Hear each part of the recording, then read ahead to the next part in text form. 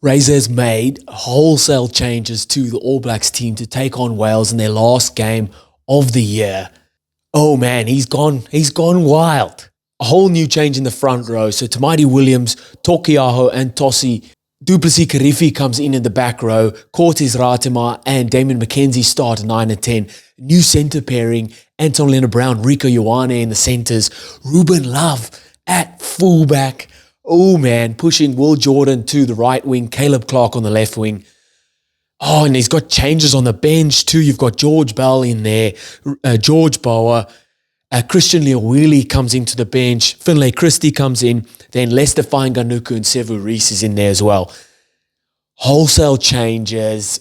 A bit of excitement now about the team, or a bit of excitement at least for us creators to talk about it, because for the past few weeks, it's just been week in, week out, a similar team, only with injury changes. Kind of the All Blacks then putting out similar performances. Now, my biggest hope for this is, with the amount of changes that have been made, is that we can see a better performance, or a more exciting performance, a more free will performance.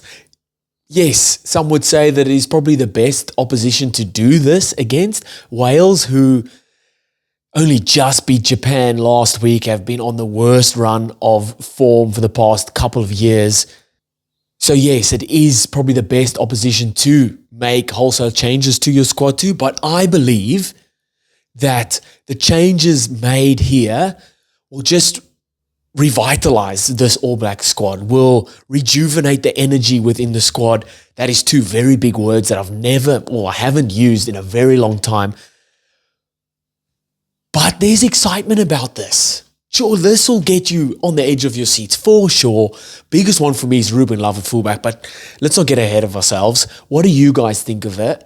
Let me know your comments or your thoughts in the comments. What changes do you like? What don't you like? Who would you have liked to see? Would you like more? I don't think he could have made any more changes, because he's pretty much changed the whole team. We're going to get into that. Let me know your thoughts in the comments. Let's just get straight into it. So, All Blacks team to take on Wales. Tamati Williams, Samisoni Tokiaho, Pasilio Tosi up front. Then we've got Scott Barrett, Fabian Holland, the locks. Scott Barrett captain. Back row of Simon Parker, Duplessis Karifi, Wallace Atiti. Cortez Ratima and Damon McKenzie 9 and 10. Then Anton Lienert-Brown, Rico Ioane in the centres, and the back three of Caleb Clark, Will Jordan, Ruben Love.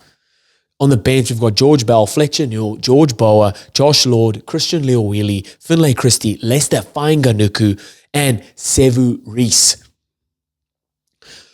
So we'll start up front. I do love that's kind of been the bench front row that he's now just promoted to the starting front row. Ethan de Groot rested. You've got George Bell that comes in, will play his first game of the Autumn Nations series. He's coming off the bench.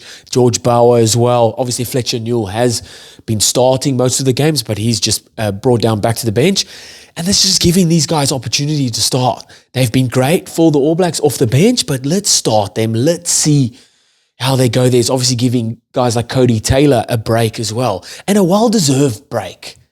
And that's why, and I'm sorry for bringing it back to the Springboks, but that's why I feel like the Springboks have done really well over the past couple of years, is they've always rotated within their squad. It's never been week to week to week, the same guys. You see what happens when they lost to the All Blacks at Eden Park.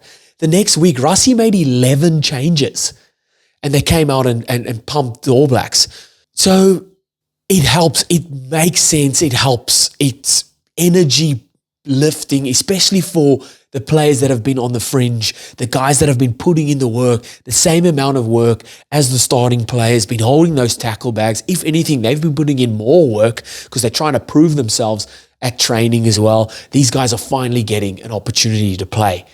How good. So in the locks, obviously got Scott Barrett and Fabian Holland. Could they have changed that up a bit? But they would have had to then pick a new captain because Ardie Savea is rested here. So Scott Barrett, I get that because he's captain.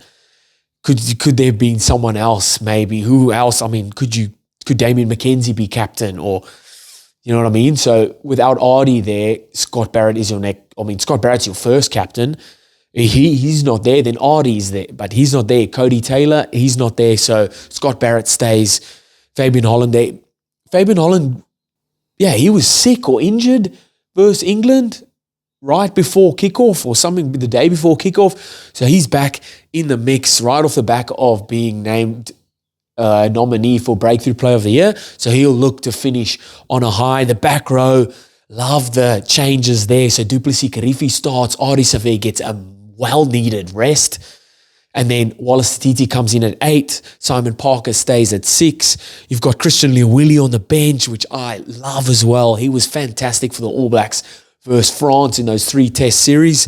So I hope he gets some opportunity there at 8 or on the side of the scrum, wherever needed. And I'm looking forward to seeing Duplessis Karifi starting again at 7. A lot of people saying that he's too small, he's too short, like whatever. He just keeps proving them wrong, and he's just going to keep going. He's tough as nails and just keeps going. He's the Kwagga Smith for the All Blacks. 9 and 10, the Chiefs combination, Cortez Ratima, Damon McKenzie. Like that. I do like that. A well-deserved rest for Cam Roygard as well. Then also gives opportunity for Finlay Christie on the bench. Ratima has not played. He's probably played 10 minutes this whole Autumn Nation series. And fair enough, Cam Roygard is your man. But it's good to get, again, rotating within the squad. You've got to do it at energy. It's like when you take the water out of your fish tank, the oxygen, it makes sense. Clean it out a bit. You're still keeping the fish there, the same fish. Just clean the water out a bit. I hope that's a pretty good one, I reckon. Then D-Mac starting at 10, Bowden Barrett, a well-deserved rest as well. A lot of people will say not a well-deserved rest.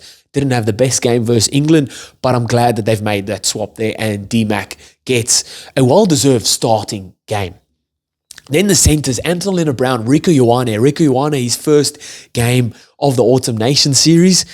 He's been put way back on the back burner, but Billy Proctor rested. Yeah, Kuntupaya rested.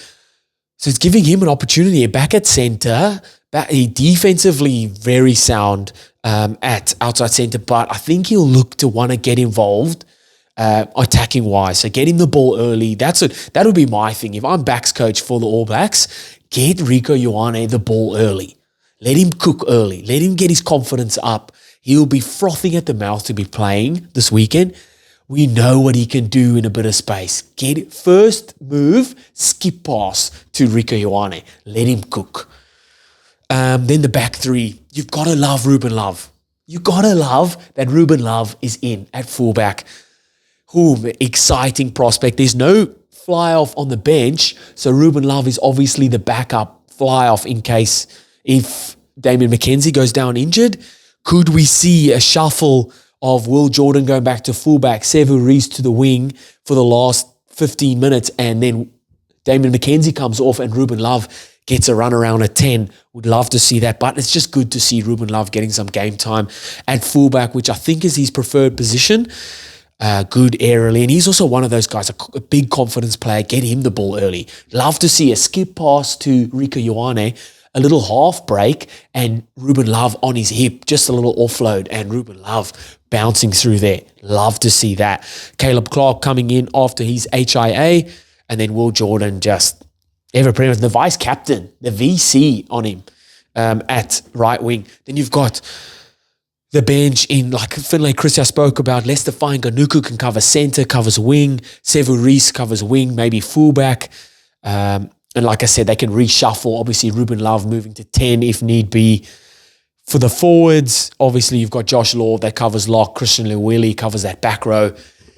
Man, I am so glad Razor has done this.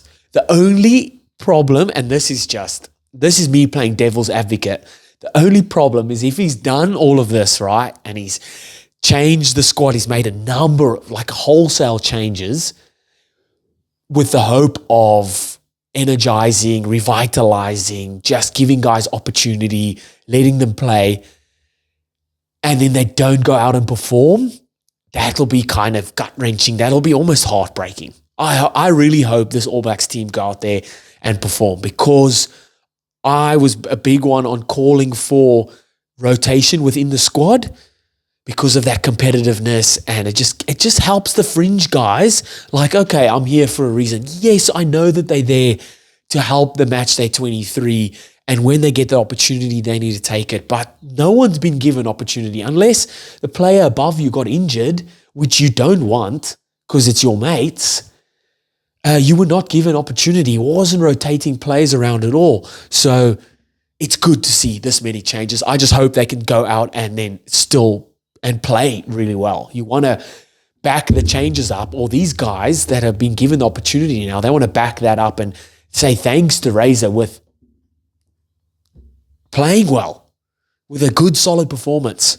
And like I said, it is probably a good team to do it against, Wales, because they're not playing good rugby at the moment. So this All Blacks team, like I said, revitalized, energized, rejuvenated, can go out there and put on a show at the Principality versus a Wales team that is struggling to find form at the moment.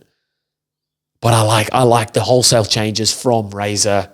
As always, what do you guys think? What changes do you like? What would you have liked to see? What don't you like? What are your score predictions for All Blacks final game? Let me know in the comments. Hit that subscribe if you haven't already. I'll see you next time.